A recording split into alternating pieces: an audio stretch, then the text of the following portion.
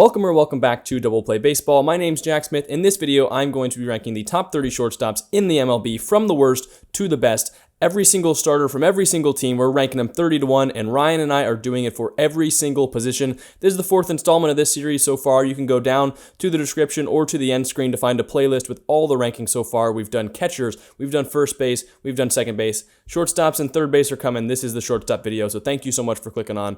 We're going to get to the video, but make sure that you guys like, subscribe, and leave a comment down below what you thought of my list. But without further ado, let's get into it. In my opinion, the 30th ranked shortstop in MLB has to be Nick Allen of the Oakland A's. In 100 career games for the Athletics so far, Nick Allen only has a 547 OPS, a 61 WRC+, only half of a WAR, but he does have 8 outs above average. So overall, Nick Allen, a pretty terrible hitter for the A's so far in his career, and while he has some upside defensively, I don't see him rising much higher on this list, and with what he's done so far in the MLB, he has to be number 30. Coming in at number 29 for me is Kevin Newman of the Cincinnati Reds. In 226 games the last two seasons, Newman has a 615 OPS, a 68 WRC+, a 1.2 WAR, and 3 outs above average. So he's played for the Pirates before in his career. Now he's going to be moving over to the Reds. We could see his hitting numbers jump up a little bit playing in the Reds stadium, but overall, only a 615 OPS in about 2 full seasons. It's not what you want to see from your shortstop. I've got Kevin Newman at number 29.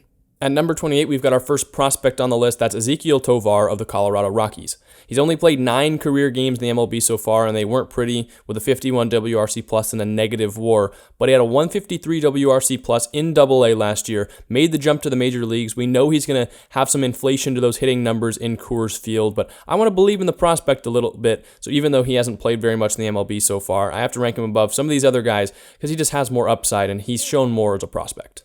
At number 27, you want to talk about upside, it's Adalberto Mondesi of the Kansas City Royals.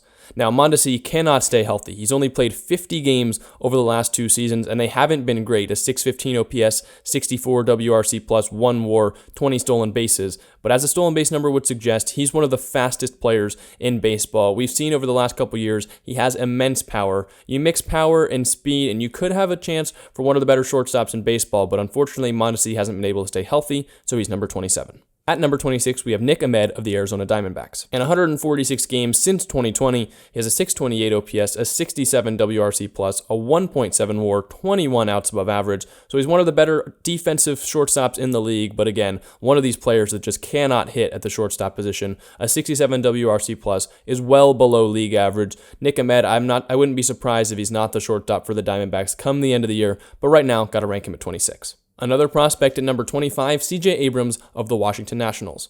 Since going over to the Nationals in the Juan Soto deal, CJ Abrams has been less than ideal, but he was a tremendous prospect in the Padres system. In 90 career games at the major league level so far, he's got a 604 OPS, a 71 WRC+, and a negative WAR. And while maybe those numbers don't suggest that he's going to be a very good MLB player, his numbers as a prospect in the minor leagues do suggest that he could be one of the better shortstops in the league in a couple years. So I right now have to keep CJ Abrams at 25. He's not the best defender. He doesn't walk, doesn't really have a ton of power, but overall, I want to believe in what we saw at the minor league level for right now. That at least puts him at number 25. At number 24, we got to head out to the East Coast for Jorge Mateo of the Baltimore Orioles.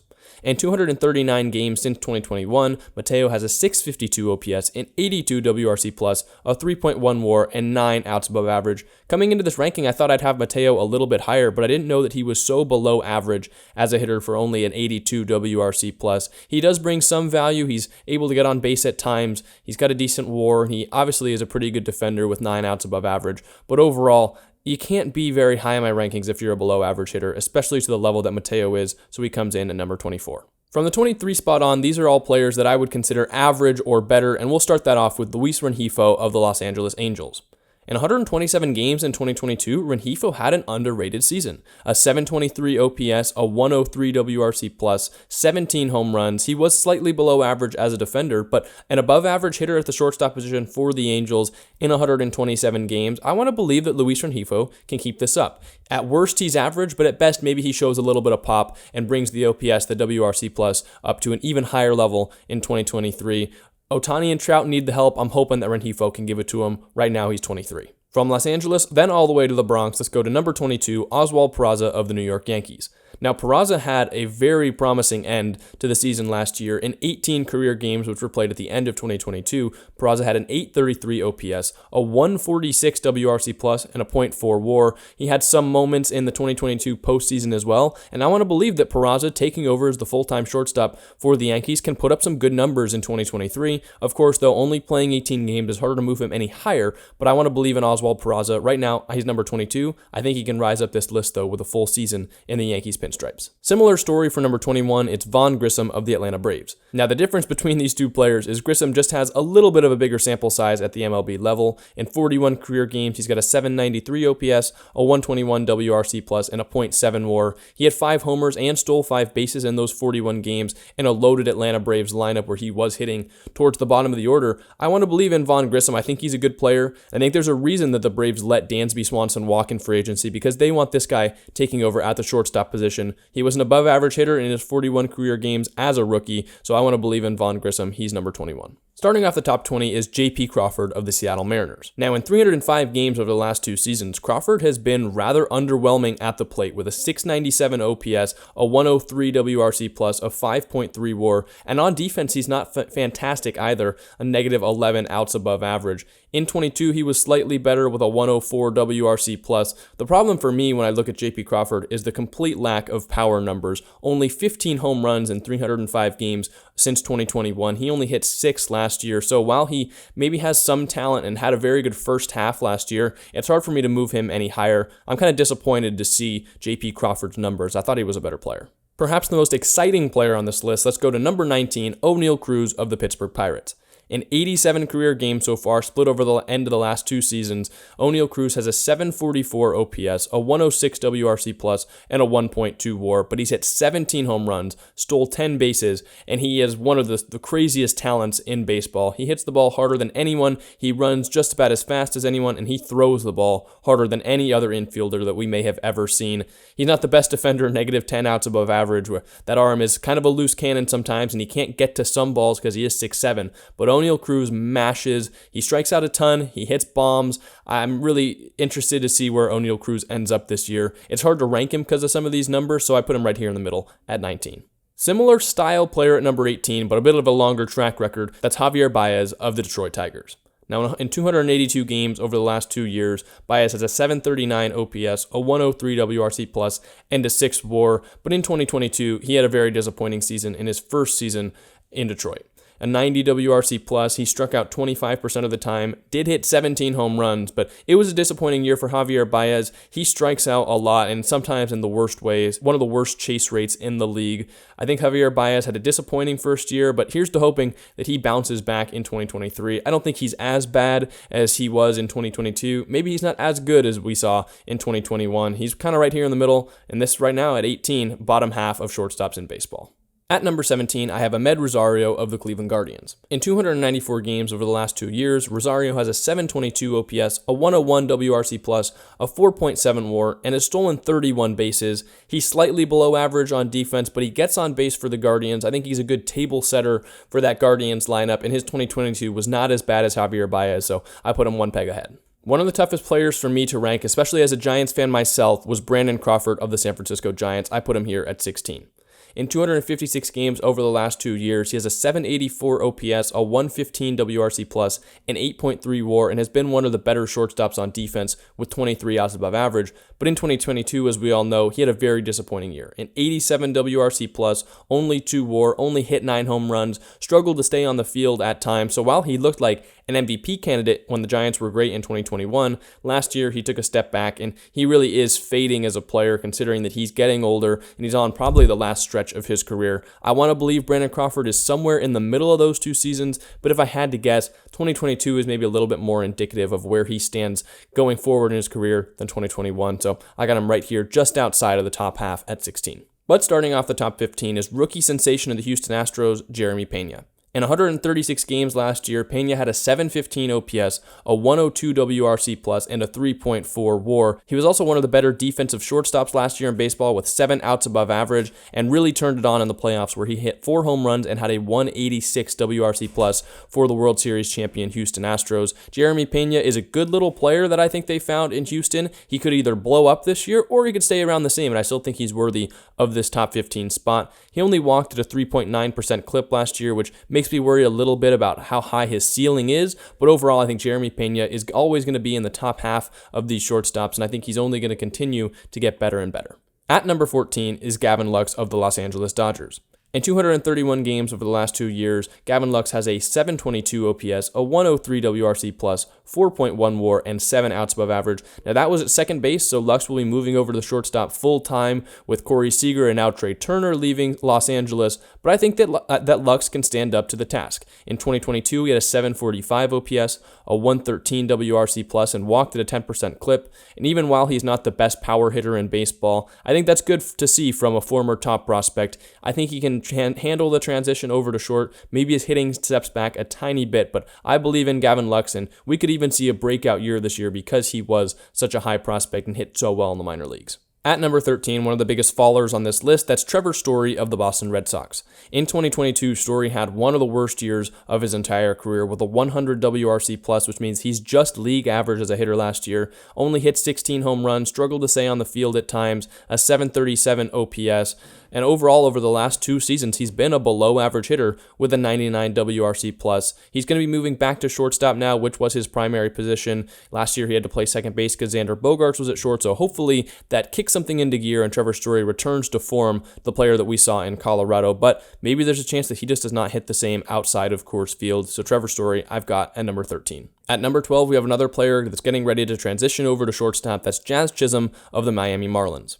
In 184 games over the last 2 seasons, Jazz has been a revelation in Miami, a 769 OPS, a 110 WRC+, 9 outs above average, and last year before injury, in 60 games, he had a 139 WRC+. He's got one of the sweetest swings in baseball. He's one of the best defenders of the position, super flashy, great for the game. I think he might take a tiny step back from that 139 WRC+ because he is moving in a new position in Miami, but overall, Jazz is one of the better young players in baseball, and I think right now, he's the 12th best shortstop in the league. At number 11, I'm going Tim Anderson of the Chicago White Sox. Now, Tim Anderson's a little bit like Jazz Chisholm, where last year he did get hurt and he has struggled to stay on the field at times, but at a 110 WRC+ before injury, and in 202 games over the last 2 seasons, got a 778 OPS, 6.7 WAR. He's stolen 31 bases, and he's one of the better average hitters in baseball. He might not have some of the power numbers that the guys above him do, but I think Tim Anderson's one of the better shortstops in baseball. He's been consistent when he's been on the field, and I think that's the key for him on the south side this year. He's got to stay on the field, and then maybe he can move his way into the top 10, but right now, I've got Tim Anderson at 11. But starting off the top 10 for me is Willy Adames of the Milwaukee Brewers. Now, Adames, ever since moving over to the Brewers from the Rays, has been absolutely electric. In 279 games over the last 2 seasons, he's got a 786 OPS, a 114 WRC+, and an 8.0 WAR. And last season, he went off in Milwaukee, hitting 31 home runs with a 109 WRC+, and a 4.7 WAR. He's a pretty average to above average defender at shortstop, and he's really turned it on, especially with the power numbers since moving over to Milwaukee. He was on my fantasy baseball team last year, and I thank him for all the power that he put up. I really like Willy Adames. He's a guy who I can see moving up this list even this year because he's very good, and he really leads that Milwaukee Brewers lineup. He's starting off the top 10. At number 9, the utility man himself, Tommy Edman of the St. Louis Cardinals. In 312 games over the last 2 years, Edman has a 702 OPS, a slightly below average 99 WRC+, but he's stolen 62 bases. He's one of the better defenders in baseball with 21 outs above average, and he has an 8.4 WAR over that time span as well. Last year, he did improve a lot at the plate with a 724 OPS, a 108 WRC+, and stole 32 of his 62 bases last season. If you have Tommy Edman hitting at an above average level, stealing as many bases as he does, and playing the wizardry defense that he does, because Tommy Edman absolutely in the top 10 for me. He's always at the top of the WAR leaderboard among position players, and I think he's well deserving of a top 10 spot. At number 8 is one of the hardest players to rank on this entire list. It's Wander Franco of the Tampa Bay Rays. Franco is one of the best prospects that we've ever seen and one of the best, especially in recent memory. And so far in the major leagues, he's been pretty good. In 153 career games, he's got a 776 OPS, a 121 WRC+. He's hit 13 homers, stolen 10 bases, and been about an average defender. But it's kind of hard to figure out where I want to rank him. If I was thinking about who's going to be the best this season, he might be higher on this list. If I was thinking about solely what he's done in the MLB so far, he might be a little bit lower on this list. But taking all things into account, I think it's fair to put him in the top 10. And right now, I've got him at number 8.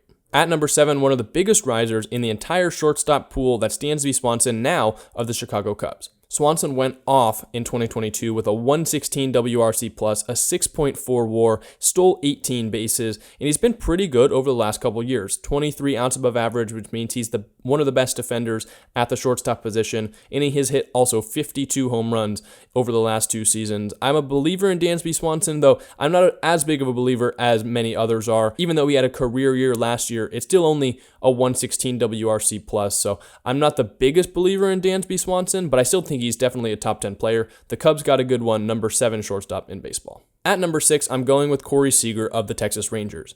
In a down year for Corey Seager last year, according to many, he still had a higher WRC+ than Dansby Swanson had in his career year. In 2022, he had a 772 OPS, a 117 WRC+, and hit 33 home runs in his first season in a Texas Rangers uniform. And overall, over the last 2 seasons, while he's only played 246 games, he's got a 128 WRC+, an 826 OPS, and an 8.1 WAR. He's an average defender at shortstop, but you get that bat from Corey Seager. He can hit for average, he can hit for power, and he can hit in the postseason better than almost anyone in baseball. I'm a big believer in Corey Seager. I know Ryan might want to see him a little bit higher on this list, but I think he's the 6th best shortstop in baseball. Just above Corey Seager, it was razor thin. I'm going Bo Bichette of the Toronto Blue Jays. Now, one of the reasons I went Bichette over Seager is the fact that he has been on the field more than Seager has in the past couple years. He's played 318 games over the last 2 seasons, and in that span, he's got an 815 OPS, a 125 WRC+, and a 9.6 WAR. He's a below-average defender, but last year went off with the bat with an 802 OPS and a 129 WRC+, slugged 24 home runs, stole 13 bases. He's a good all-around player, and I'm a big believer in what he can do in 2023 because I think that Blue Jays offense is going to explode in Toronto. Starting off the top 4, which I think are in a tier of their own, is going to be Xander Bogaerts, now of the San Diego Padres. In 294 games over the last 2 years, Bogaerts has an 848 OPS, a 132 WRC+, and a 10.4 WAR, and while for the majority of his career he was a below-average defender, he's actually picked it up a little bit over the last couple seasons. Especially in 2022, he was an average defender, had a 134 WRC+, and continues, as he always has, to hit for average and also hit for some power as well. Now he moves over and he's going to be taking over at shortstop for the Padres. Just a one in a long line of great hitters. I think he's going to only improve being in a better lineup than the Boston lineup. So I'm a big believer in what Xander Bogaerts is going to do in 2023, but ranking him solely on what he's done over the last 2 seasons, I think he's the 4th best shortstop in baseball. Got to head out to Queens for the 3rd best shortstop in baseball. That's Francisco Lindor of the New York Mets. Now, any of these top 3 guys, I would hear an argument for about who's the best shortstop in baseball. But for me, Francisco Lindor comes in at 3. A 765 OPS and a 117 WRC+ over the last 2 seasons. 34 outs above average, which is the most at the shortstop position and the most of anyone on this list. And in 2022, he bounced back a little bit with the bat with a 127 WRC+ and 6.8 WAR to lead shortstops. His consistency between 2021 and 2022 is what keeps him out of the top spot for me because he wasn't as good in 2021 as he was in 2022, and many consider it a down year, but he's one of the best defenders of the position. He's one of the best hitters at the position, and overall, he's definitely top 3, but the top 2 guys separate themselves for me. At number 2, I have newly acquired San Francisco Giant, New York Met, but then Minnesota Twin, Carlos Correa.